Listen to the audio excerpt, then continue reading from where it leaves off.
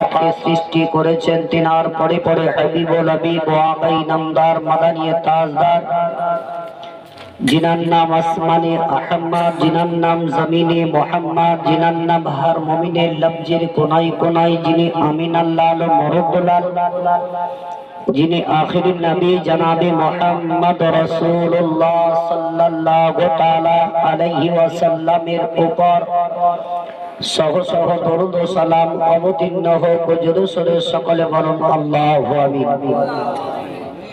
श्रद्धेय भक्तगण ও সুশিক্ষিত মুসলিম দরদি ভাতৃ বন্ধুগণ ও আমার পর্দার মা বোনেরা, আমি আমার পুনরায় আন্তরিক সালাম জানাই। আসসালামু আলাইকুম ওয়া রাহমাতুল্লাহ।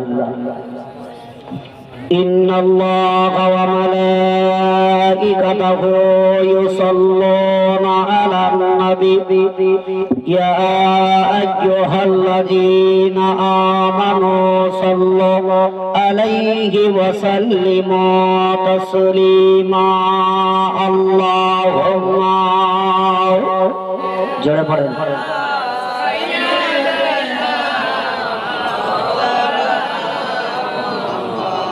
وعلى آل سيدنا وعلى آل سيدنا مولانا محمد أبتنا গো মায়ামিনা চিনো না গো মামনি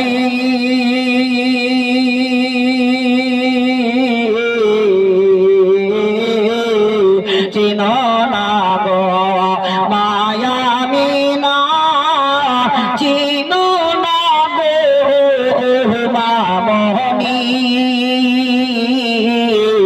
আমার নাম যে হাজরা বিবি আমার নাম যে হাজরা বিবি ইসমাইলের জননী। আল্লাহুম্মা সাল্লি আলা সাইয়্যিদিনা মাওলানা মুহাম্মদ ওয়া আলা আলি সাইয়্যিদিনা ওয়া আলা আলি সাইয়্যিদিনা মাওলানা মুহাম্মদ। আইরে বাছা লাইরে কোলে আইরে বাবা কানে জোহরা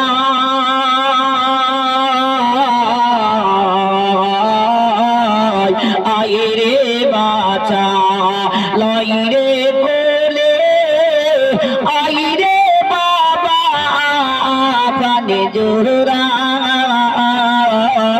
পুতর সঙ্গে কলিজা ফাটে পুতর সঙ্গে কলিজা ফাটে বাতাসে কি ঠান্ডা হয়। আল্লাহুম্মা সাল্লি আলা সাইয়্যিদিনা মাওলানা মুহাম্মদ ওয়া আলা আলি সাইয়্যিদিনা মাওলানা মুহাম্মদ সাল্লাল্লাহু তাআলা আলাইহি ওয়াসাল্লাম।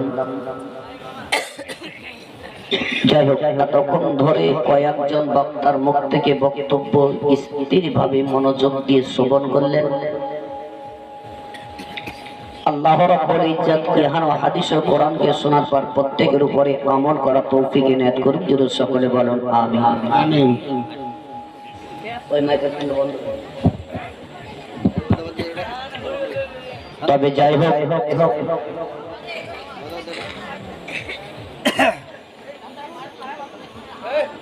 বহুত জায়গাতে জালসায় মিলাদ মাহফিলে গিয়ে দেখি, তবে আপনাদের মতো ভালো দেখতে পাইনি ভাই। কেন? একদম শান্ত, মা বোনদেরও আওয়াজ কিছু নাই, আপনাদের মাধ্যমেও নয়, যাক আল্লাহ আপনাদেরকে এইভাবে শুরু থেকে শেষ পর্যন্ত এইভাবে শোনা তৌফিক ইনায়েত করুক। যদি সকলে বলেন আমিন। তবে ওঠা উঠি না করে যারা বাইরে একটু কথা বলছে ওনাদেরকে একটু মানা করেন। এই জায়গাতে আমরা এসেছি কিছু হাদিস ও কোরআনের আলোচনা শোনার জন্য, তাই কিনা বলো? আমাদেরকে ধ্যান দেবেন। আমরা কিছু শিক্ষা অর্জনের জন্য এসেছি। মাত্র দেখুন আজকাল এই কয়েক ঘন্টা রাত্রিটা আমরা বসে যে শুনবো, আগামী কাল কিংবা পরশু যদি এই রাতটাকে খুঁজে তো পাবেন, তাহলে সেই জিনিসটা লক্ষ্য করে সামান্য একটা রায় আপনাদেরকে 11 থেকে 11:30 এতটুকুই আপনাদেরকে আমি সময় নিচ্ছি। বসে মন দিয়ে স্থির ভাবে শোনার চেষ্টাটা করুন। শুনে যদি পরিবর্তন আপনি হতে পারেন তো আপনি লাভবান, আর যদি না হন তবু আপনি লাভবান। আমাদের কর্তব্য বলে দেওয়া। কি ভাই, মা বোনরা আওয়াজ কম করবেন, কথাগুলো শুনবেন। আমাদের প্রত্যেকটা মানুষের শিক্ষার প্রয়োজন আছে। আর যিনি আমার বাম সাইডে যিনি আপনাদের বাস্তব এখন পরিবর্তন যে আজকে আমরা দেখতে পাচ্ছি ওনাকে আপনাদের প্রাপ্ত ইমাম, তাই তো? তবে ওদিকে লক্ষ্য করে দেখেন, প্রত্যেক জুম্মাতে আপনাদেরকে হাদিস ও কোরআন আলোচনা শোনায় না? কিন্তু আমরা শুনে পরিবর্তন হতে পেরেছি? আমরা চায়ের দোকানে বসে বসে খুব বহুত ফতোয়া জারি করি। যারা 5 ওয়াক্তের নামাজ পড়ে না তারাও ফতোয়া দেখবেন কত দেয়। তবে ওই লোকটাকে জিজ্ঞাসা করবেন কি ভাই মাটি দেওয়ার দোয়াটা কি একটু বলো তো, পারবে?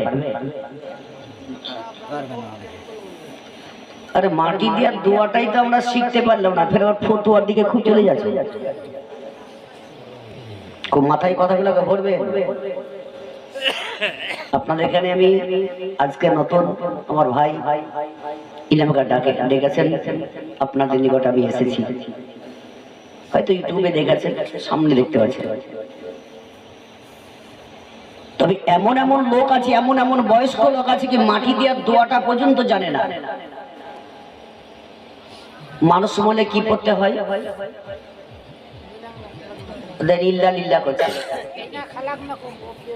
মানুষ মলে পড়ে ওই রকম করতে হয়। তাহলে ভেবে দেখুন আমরা কত এখনো পিছে পড়ে আছি। একটা মানুষ যদি মারা যায়, এলান হয় অমুকের বাপ কিংবা মা মারা গেছে, আমাদের প্রত্যেকটা মুসলমানের ওইটাই কর্তব্য ছেলে মেয়েদের একটা দোয়া পড়া, সেটা যে ইন্না লিল্লাহি ওয়া ইন্না ইলাইহি রাজিউন। এই কটা লোক জানে বলুন? এগুলো আমাদেরকে লজ্জা করা উচিত কি? নিচেকার ধাপি ছোট ছোট দোয়াগুলো আজকে শিখতে পারছি না, বা বড় উঁচুর দিকে আমরা উঠে যাচ্ছি। কি ঠিক না বেঠিক বলো? জানাজাতে দাঁড়াই নিয়তি তো আমরা জানি না। আবার ইমাম যদি নিয়ত না বলে দেয়, বলে মসজিদ থেকে তারাও বলবে কে, কিন্তু নিয়ত বলে দেয় না। কিন্তু ও নিয়ত আপন বলে দিল না বলেই আপনি তেড়ে দিচ্ছেন, কিন্তু আপনি যে জানেন আপনাকে তারবে কে বলে। পরিবর্তন হন। মা বোনদেরকে বলবো জান জালসা মিলাদের শুনে কিছু পরিবর্তনটা হন।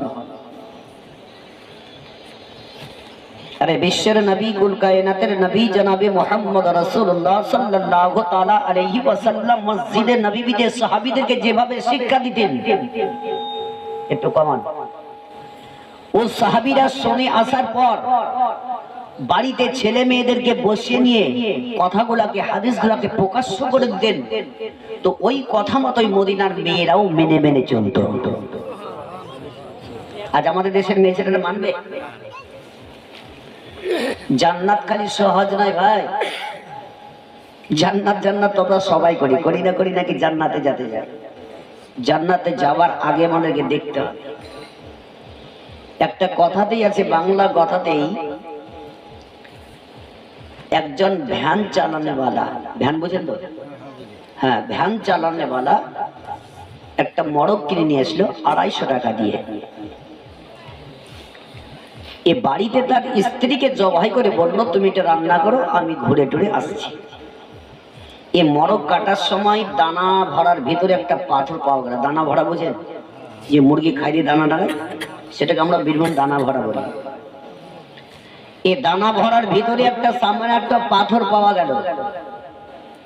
ওই মোরক্ষ মেয়ে আর ভ্যান চালানে ওয়ালাও মোরক্ষ, বুঝে না?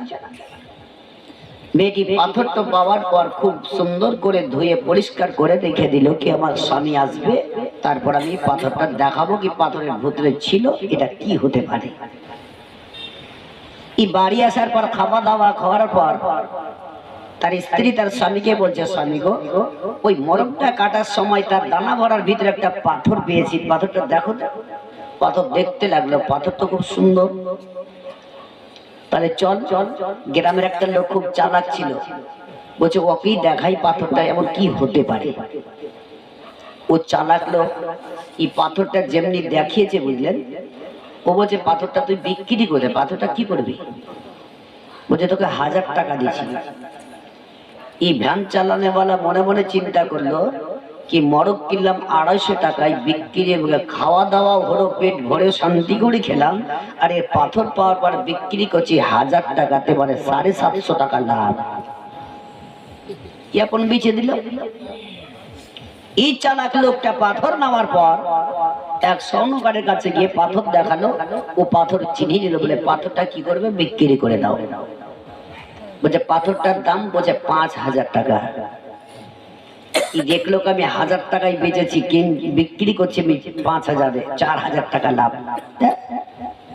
ওকে 4000 5000-এ দিয়ে দিল। এ সোনারি আসল মাদ্দা জাগাতে গিয়ে ও পাথর দেখালো, পাথরটাকে বললো বিক্রি করে দাও, পাথরটার দাম হচ্ছে 50,000 টাকা।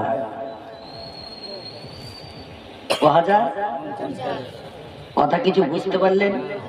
কি বুঝলেন? 50,000 দামটাই বুঝলেন, 50,000 পাথর। বলছে চিনলো যারে কিনলো তারে, তাই কিনা?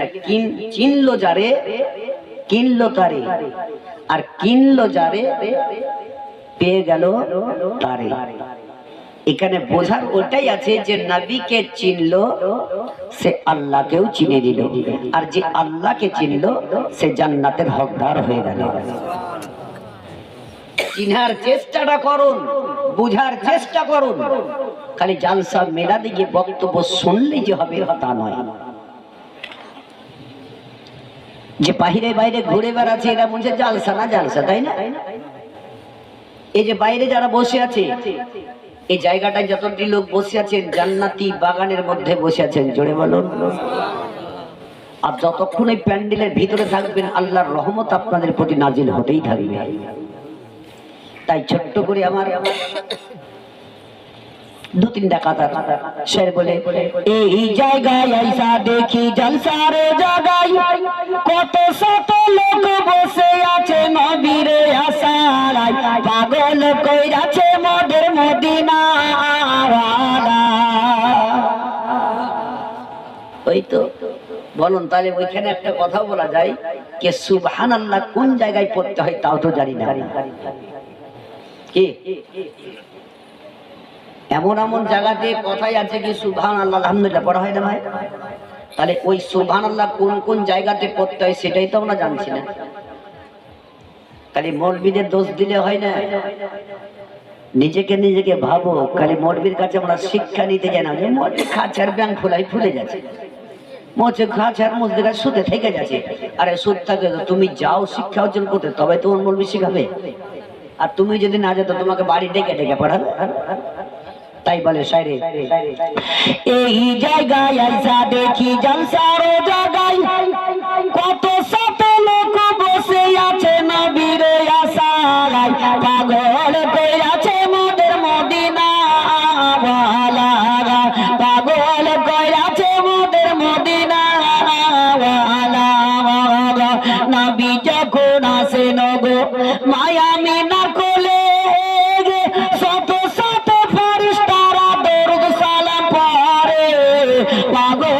কইরাছে মোদের মদিনা ওয়ালা পাগল কইরাছে মোদের মদিনা ওয়ালা মায়ামি না বসে কান্দে ছেলে কোলে করিয়া বাড়ি বাড়ি চেয়ে দেখে মুখের দিকে তাকায়া পাগল কইরাছে মোদের মদিনা ওয়ালা পাগল কইরাছে মোদের মদিনা ওয়ালা আল্লাহুম্মা আওয়াজ কিন্তু টানছে ভাই আর টানতে গেলে তোমার মুশকিল আছে وعلى آله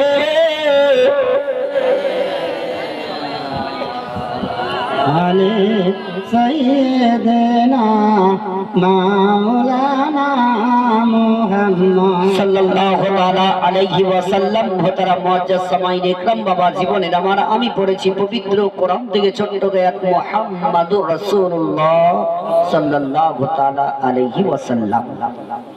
মোহাম্মদ আল্লাহর প্রিয় রাসূল। নবীর বচপন ছোট্ট অবস্থার কার কিছুটা ঘটনার জীবনী বলেই শেষ।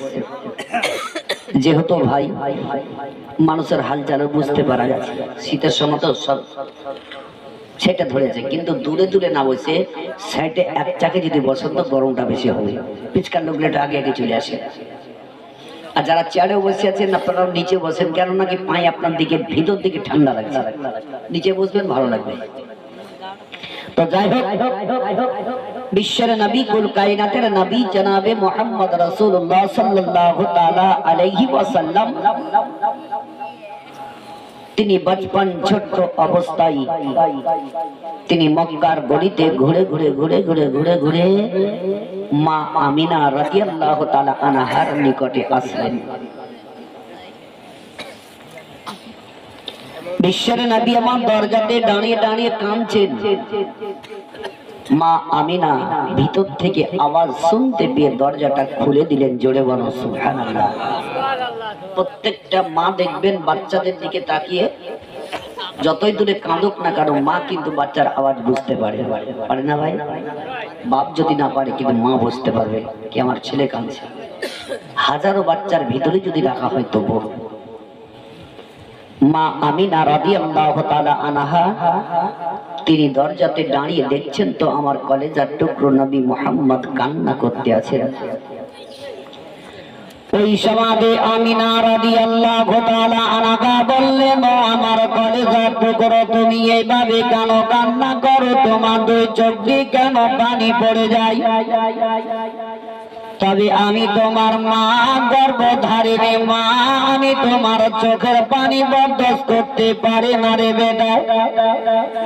তবে একবার বলো না কেন তুমি এইভাবে কেন কান্না করো? বিশ্বের নবীজি মা আমিনা রাদিয়াল্লাহু তাআলা আনহার সম্মুখে নবী আমার বলতে লাগলেন, গো আমার আম্মা জান, মক্কার গলিতে গলিতে আমি ঘুরে দেখলাম গো মা, তবে কত কত আমাদের আমার মতো সঙ্গী সাথী ছেলেরা তোমাদের আব্বার নিকটে গেল, তাদের হাতে খেজুর কোরমা তুলে দিল, তারা খেতে খেতে আনন্দিত করতে করতে আপন বাড়ি চলে গেল। তবে মা একবার তুমি বলো আমার আব্বা জান কোথায়? আমার আব্বাকে কেন দেখতে পাই না? আমি কতক্ষণ ধরে আব্বার জন্য আমি দাঁড়িয়ে আছি। আমি না শোনার পরে আমি না কাঁদতে লাগলেন। আমি না রাদিয়াল্লাহু তাআলা আনহার দুই চোখ দিয়ে পানি পড়তে লেগে গেল। আমি না রাদিয়াল্লাহু তাআলা আনহা ওই সমাতে বিশ্বের নবীর হাত কানা ধরে নিয়ে তিনার দাদা আব্দুল মুত্তালিবের নিকটে চলে গেলে। চা খাতে মাতির না, মাতিকে দিয়ে কেন চা খেতে খেতে আমি কোন কথা বলবো অন্যদিকে পেট ঢুকে যাবে, তাদের খেইলা। এই জন্য বলা হয় কি একটা লোক শুনছে ফের ঢুলছে বুঝলে। আর ওই সময়তে মৌলভী সাহেব বলে দিয়েছে বিয়াজ খানা হারাম হ্যায়। না সুদ খাওয়া। তো ও ঘুমের অবস্থা যে পেঁয়াজ খাওয়া হারাম। ই বাড়ি জালসা টালসা শুনে গিয়ে বাড়িতে বলছে কি কে তরকারি মরকারি খাচ্ছি, তো যে হ্যাঁ, তো যে পেঁয়াজ দিয়েছি, বলছে হ্যাঁ দিয়েছি, পেঁয়াজ তো দিতেই হবে, সব ফেলি আই। কেন? মৌলবি বলো পেঁয়াজ খাওয়া হারাম।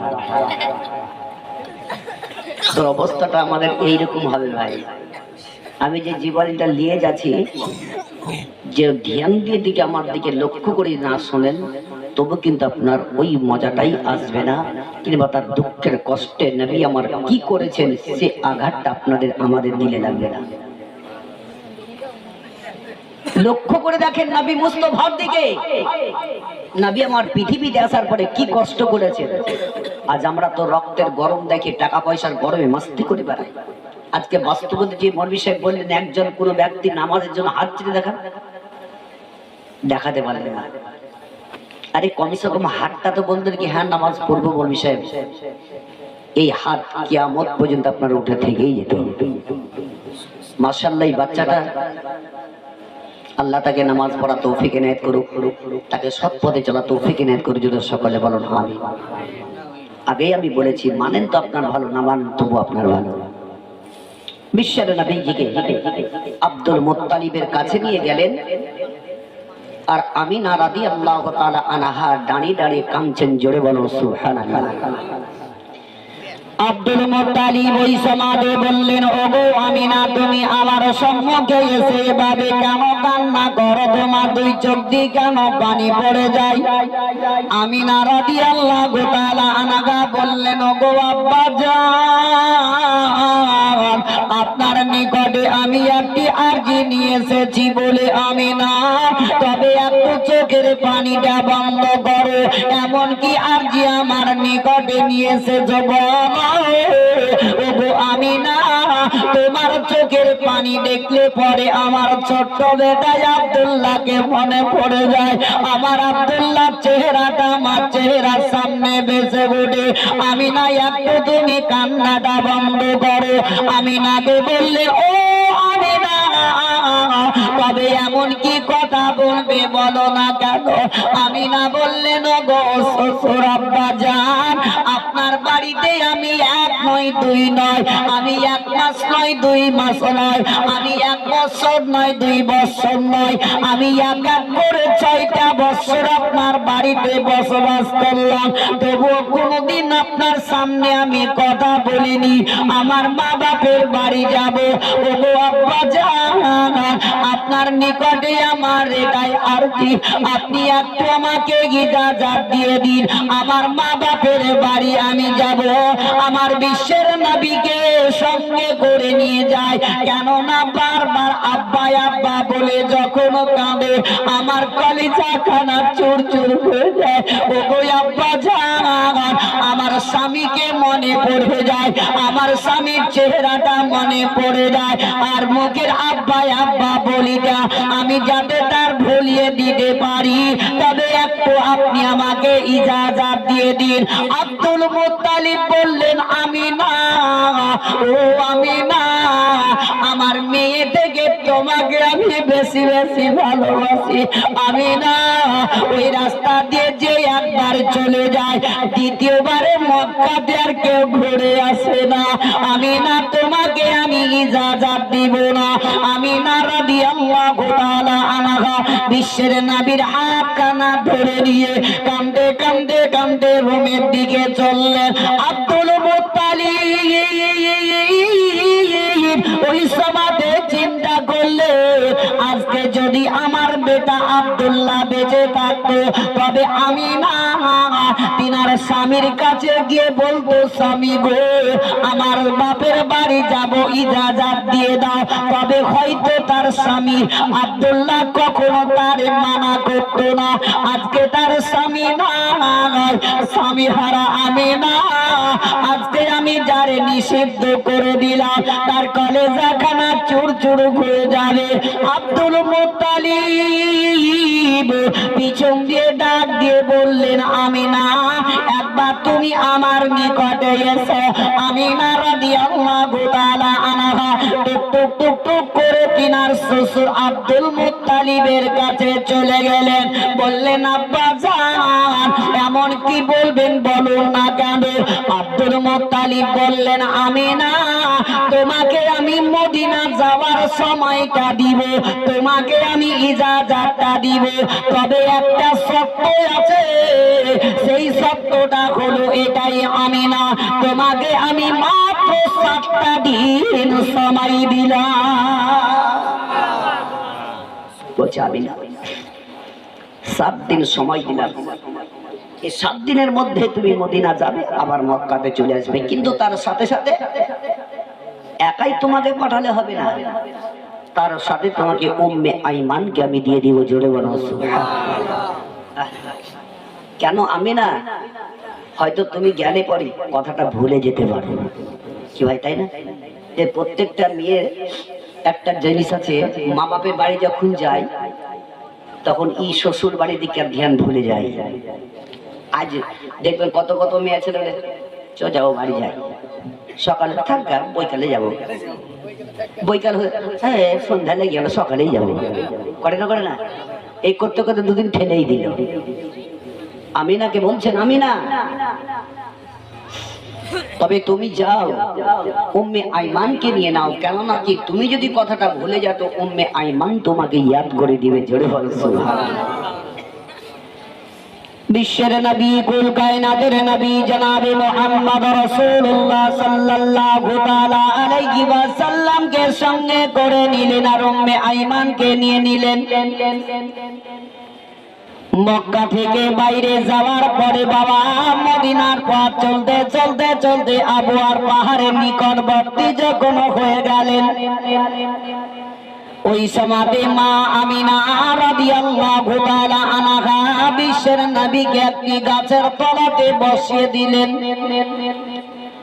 নবী মুস্তাফাকে গাছের তলায় বসিয়ে দেওয়ার পরে মা আমিনা রাদিয়াল্লাহু তাআলা আনহার উম্মে আইমান তারা দুজনাতে পাহাড়ের উপরে চলে গেলেন। ওই পাহাড়ের উপরে গিয়ে আব্দুল্লাহর কবরের নিকটে দাঁড়িয়ে দাঁড়িয়ে দাঁড়িয়ে দাঁড়িয়ে আমিনা কান্না করতে আছেন স্বামীর দিকে লক্ষ্য করে। যার দুনিয়াতে স্বামী নাই সেই না তার মর্মটা বুঝে। আমিনা এত কান্না করে, আমিনার চোখের পানি ঝরঝর করে ঝরে যায়। উম্মে আইমান একদিকে কান্না করে, বিশ্বের নবীজি কিছুক্ষণ ধরে মা আমিনার দিকে তাকিয়ে তাকিয়ে দেখছে, কেন এখন পর্যন্ত মা আমার আসছেন না, কেন ফুফু উম্মে আইমান কেন এখনো আসেন নাই। এমনি দেখতে দেখতে কিছুক্ষণ পরে যখন মা আমিনা রাদিয়াল্লাহু তাআলা আনহা বিশ্বের নবীর নিকটে চলে গেলেন, ওই সময়তে বললেন, চলো চলো আমরা চলে যাই। মদিনাতে চলতে চলতে তিনার মা বাপের দেশের মধ্যে যাওয়ার পরে এমনকি বিশ্বের নবীকে ছেড়ে দিয়ে চারিদিকে ঘোরাঘুরি করতে লাগলেন। নবী আমার আব্বা আব্বা কথাটা ভুলে গেলেন। এক এক করে এমনি করতে 7 দিন পার হয়ে গেল।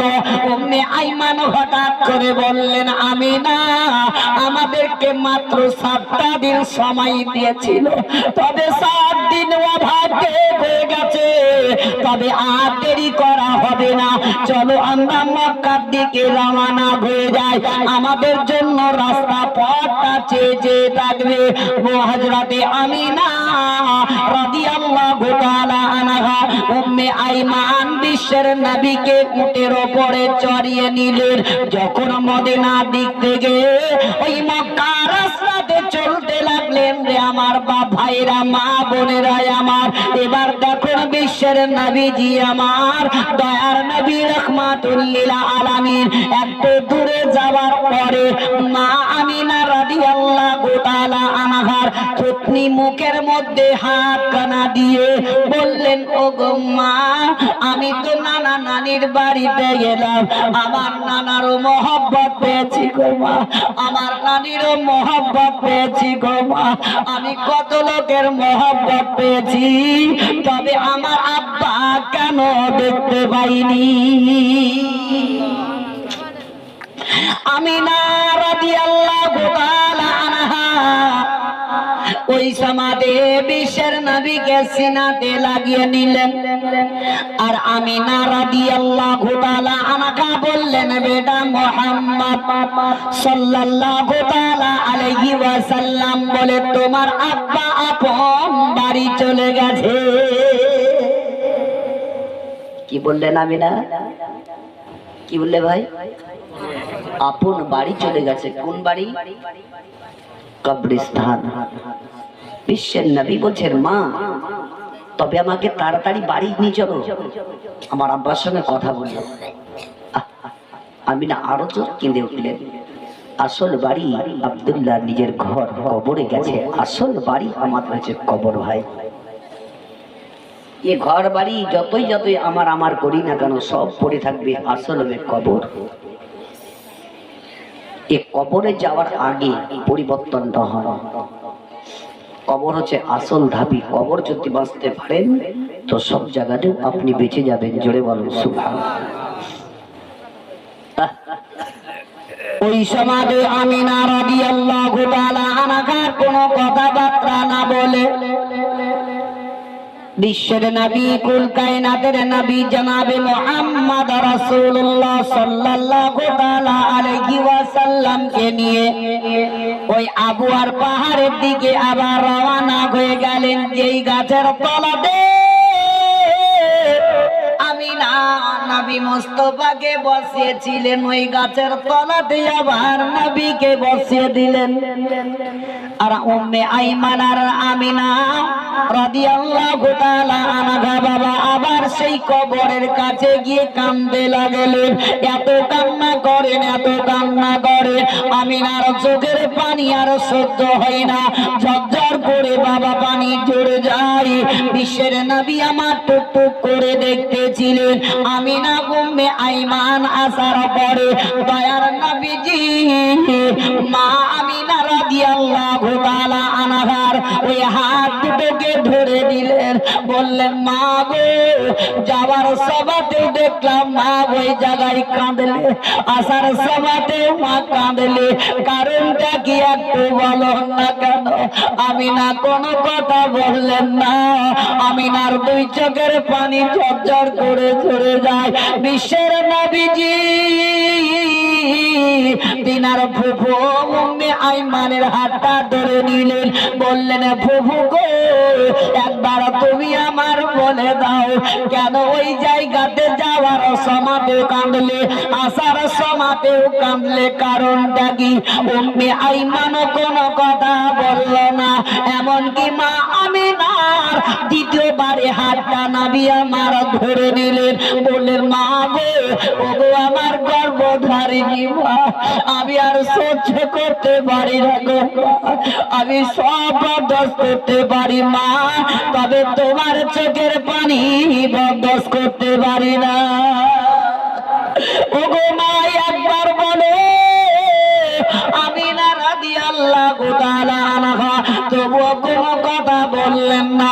বিশ্বের নবীজি আমার বললেন, ওগো ফুফুজান আমি বুঝতে পেরে গেছি, জানতে পেরে গেছি, আমার মা যাওয়ার সমাতেও কেঁদেল, আসার সমাতেও কাঁদল, বুঝতে পেরে গেছি। উম্মে আইমান বললেন, কি বুঝতে পেরেছ?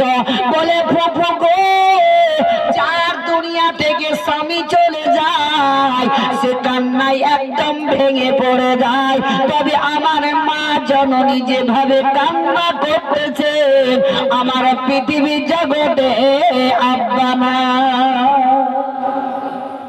জোরে বলো, টাকা লাগছে তাহলে পিচকার একটু জোরে বলো। আর যদি ভালো না লাগে তো মাথা থেকে তো খুঁজলাবেন, আমি ছেড়ে দেবো, ঠিক আছে? যখনই খুঁজলে হাত দিবেন আমি কিন্তু ছেড়ে দেবো, আমরা এটা অভ্যাস। তবে আজকে আমরা সুবহানাল্লাহ পড়ছি না কেন? এ সুবহানাল্লাহ এরা কার নাম? আল্লাহর নাম। আল্লাহর নাম নিতে আমাদের ভয় কিসের? আবার যে রাস্তাতে বন্দে মাতারাম বলবেন তো খুব ভালো লাগবে। ওখানে নিয়ে কি হবে? ওখানে জহমত হবে, গুনাহ হবে। আর এই জায়গাতে যদি সুবহানাল্লাহ পড়েন তো আপনার নেকি হবে। মনে হয় যদি আল্লাহ বলতো কি বেটা ছেলে বাদ দিয়ে মেয়ে ছেলে যদি সুবহানাল্লাহ জোরে পড়ো তো আপনাদেরকে ওদের আওয়াজ আপনাদেরকে ঢেকে দিত, দেখতো না? যদি আল্লাহ বলতো কি মেয়ে ছেলেরা তোমরা জোরে জোরে দরুদ পড়ো আর বেটা ছেলেই করো তো আপনাদেরকে আওয়াজ ওরা ঢেকে দিত। কেন বলেন তো? পাড়াতে যদি দুটা মেয়ে ছেলের ঝগড়া লাগে রে বাবা, গলা পার পাবেন না কি? তো বেটা ছেলের মতো জোরে জোরে বলবেন, জোরে জোরে দরুদ পড়বেন, শরীর ঘেমে যাতে আমাদের আওয়াজ মদিনা নবী মুস্তাফা রওজা তাক যাতে পৌঁছে যেতে পারে। বিশ্বের নবী আমার যখন বললেন, মা আমিনা রাদিয়াল্লাহু তাআলা আনহাকে বিশ্বের নবী বললেন, মা আমি একবার বাপের আব্বার কবরে আমি যাই, জোরে বলেন সুবহানাল্লাহ। বিশ্বের নবীজি আমার, দয়ার নবী মুস্তাফা আমার, মা আমিনা রাদিয়াল্লাহু তাআলা আনহাকে বসিয়ে দিলেন। উম্মে আইমান একদিকে বসে গেল। নবীজি আমার 6 বছরে টুক টুক টুক টুক টুক টুক করে তিনার আব্বার কবরে গেল। আজ আমরা মুসলমান ভাইরা আমার, বাপ গেল, মা গেল, ভাই গেল, বোন গেল, দাদা গেল, দাদি গেল, নানা গেল, নানি গেল, আত্মীয় স্বজন কত লোক চলে গেল। মাটি দেওয়ার পরে আর দ্বিতীয়বারে কবরস্থানে ঘুরে আমরা দেখতে যাই না। কিন্তু হাইরে বাচ্চা দুনিয়ায় তার মা বাপ কবরে চলে গেছে, তারা আশা করে থাকে আমার ছেলে গরিব জীবিত দুনিয়াতে আছে, আমার জন্য হয়তো নামাজ পড়ে দোয়া করবে, আমার পৃথিবী দুনিয়াতে আমার মেয়ে যুবতী মেয়ে আছে, হয়তো কোরআন পড়বে, কোরআন পড়ে আমার জন্য বক্সিয়ে দিবে। হাইরে ঠিকই করা আমাদের দরকার কি আজকে মা বাপকে ফুটে দেওয়ার পরে আর কখনো তাদের জন্য দোয়া করি না, ঈদ কুরবানি নামাজ পড়ে তাদের কবরে যাই না। জানা আপনারা আমাদের বীরভূম ডিস্ট্রিক্টের কমসে কম আমার গ্রামের কথা বলি, ঈদ কুরবানি নামাজ পড়ার পরে যতক্ষণ পর্যন্ত ওই কবরস্থানে গিয়ে ফাতিহা না করবে ততক্ষণ পর্যন্ত বাড়িতে যাবে না। আর আমরা করি কি ভাই, নামাজ পড়ার পরে কতক্ষণে বাগানে গিয়ে জুয়া খেলতে লাগবো, তাস পিটতে লাগবো, মদ খাবো, এই আশা করে করে আমরা নামাজ পড়ে ছুটে চলে যাই। আর বাপ কবরে আছে, আশা করে আছে কি আমার বেটা আসবে আমার জন্য দোয়া করবে। কত কত ছেলেরা দোয়া করে বাপ মার জন্য, অন্য অন্য বাপেরা ছেলেদের দিকে লক্ষ্য করে থাকবে, তবু বাবা তার ছেলেরা বাপের জন্য দোয়া করবে না। তবে আমি জোরহাত করে অনুরোধ করে যাই, ও আমার ভাইয়েরা বাপজিরা, আর ভুল পথে না চলে একবার তোবাতিল্লাহ করে আল্লাহর ইবাদতে নামাজের দিকে চলে যান। আমার মা বোনদেরকেও বলবো, ও আমার দরদি মা জননীরা আমার, যাই কিছু করেছেন ওগুলা ভুলে গিয়ে তোবাতিল্লাহ করে একবার আখিরাতকে মনে করে, জাহান্নামকে স্মরণ করে একবার নামাজের দিকে একটু তাকিদা করুন।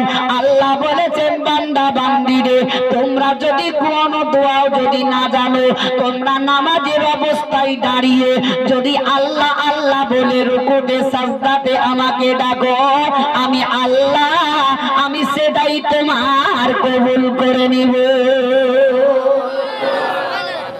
আল্লাহ বলেছেন, আমার বান্দীরা যদি কোনো একটি মেয়ে বাড়িতে নামাজ পড়ে, আমি আল্লাহ তার বাড়িতে রহমত নাজিল করব।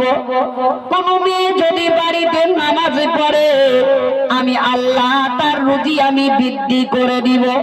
যদি কোনো মেয়ে মানুষ নামাজ পড়ে, আমি আল্লাহ তার বাড়ির সমস্ত বালা মুসিবত দূর করে দিব।